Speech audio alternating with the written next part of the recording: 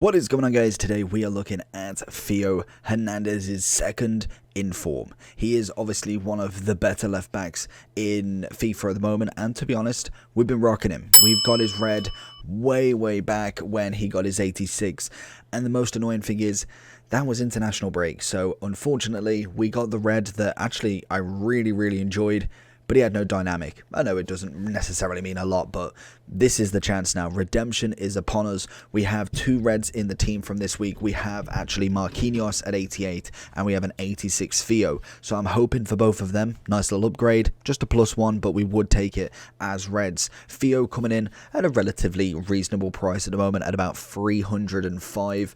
It's kind of fluctuating between 305 to 315, depending on when you're buying him. Obviously, if we don't have a promo, it will be interesting to see what actually happens to these cards, because I can imagine people will be waiting to rip packs until next week. Not saying that he won't go down, but it will be interesting to follow the curve, follow the pattern of where this guy moves to.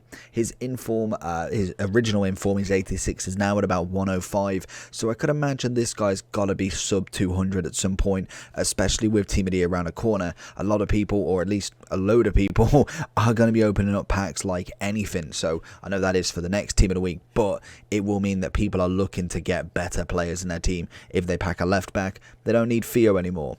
But he is left-footed, high medium, 6 foot, and he is an absolute boss. From his 86, we know we're not going to see a massive upgrade. We've seen +1s across the board, bar from his attacking, or at least his shooting and defending, which got a +2.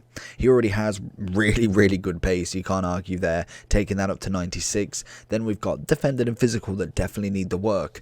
And in personal fact, this guy's put a backbone on him to start with, so that will get you your passing, your defending, and your physical, which is a pretty solid move. In terms of what FUTBin's suggesting, they are suggesting the Sentinel, which will give you that little bit of an extra boost with 89 defending and 90 physical, compared to 88 and 90 with the 83 passing. So personally, I think both are solid options, to be honest.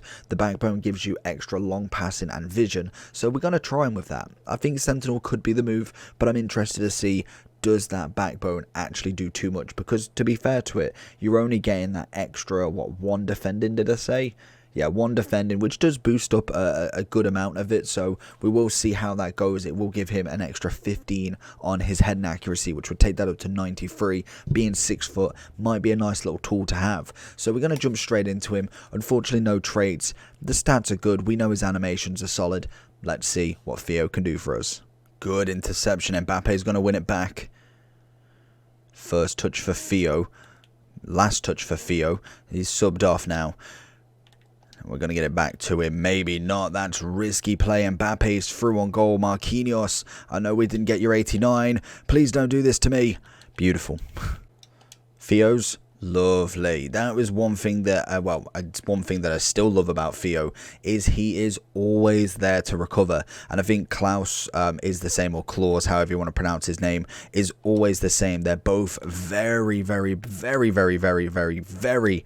fullbacks, and you just love that they can recover within seconds. You can make the wrong decision, and you just know that they are there to protect you. They're there to be that final man and really push it against the attackers. We see here, Jota has got no chance against him. Theo then being the next man, you just know that you can kind of run back and just have that almost comfortability. I'm going to say it's a word, but you can have that stability in your team that knows you're going to be okay in terms of pace with your fullbacks. Yes, your centre-backs would be nice as well. Kimpembe does a pretty solid job there, but Theo just does it incredibly well. Theo looking for that wing play. One into Vinicius. Waiting for that overlap. You know it's going to come eventually. Little over the top. Oh, the centre-back is there as well. Very good defending. Does ping it back, and that is a messy attempt. Little spin.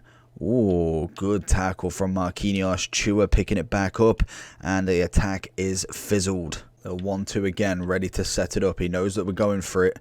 Can he do anything about it? No, he cannot. Big ball in. Left foot to Peach. Maradona's hang time's not quite there. Theo pushing. Can we find that little Felix run? I don't know if he was offside. Pucks it back. That is what you call a play. He finds that, literally, I thought he was going to be offside just from the moment, but literally pinpoint pass. Then Felix does very well to pick out Maradona in the box, and it's just an easy goal there. I suppose you could say as well that backbone, obviously with the extra passing for the long passing, really could make a difference with that, whereas maybe without the backbone he doesn't. Oh, unlucky. He doesn't necessarily make that pass off. Theo got Politano. He's going to try and outrun him. We know that's not going to happen. Even in the 80th minute, we know full well that Theo can keep going all the way until the 90th at the very, very minimum.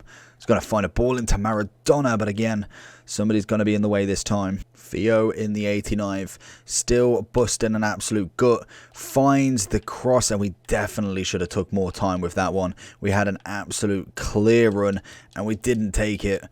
Make sure we don't burn ourselves out here in this 90th.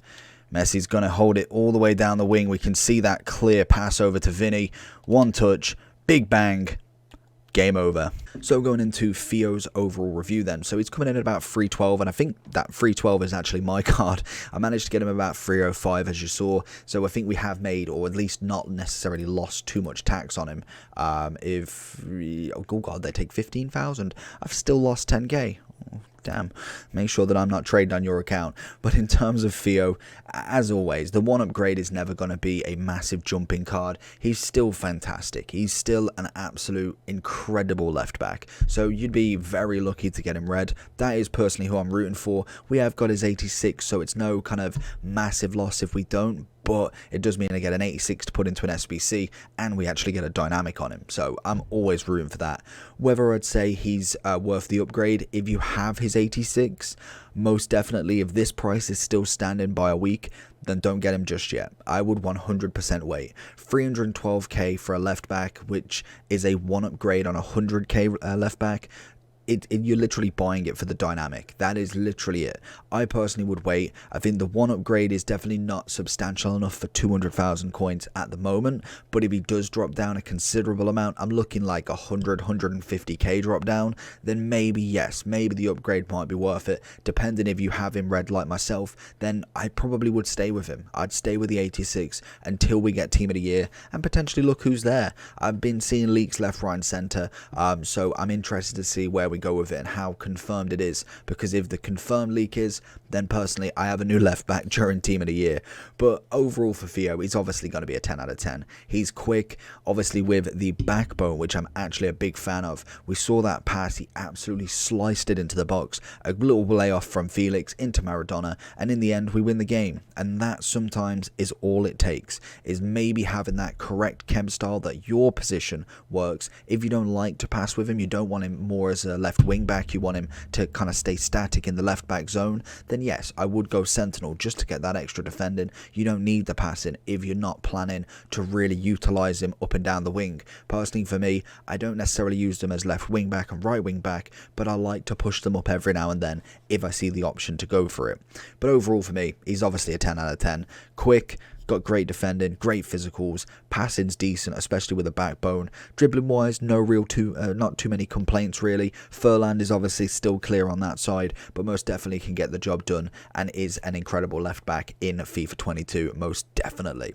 So if you did enjoy this video, and let me know down below, have you got his next generation card, obviously his inform, or have you packed his second inform already? Let me know down below, keep them flexes coming, and I'll catch you all for the next one. Peace.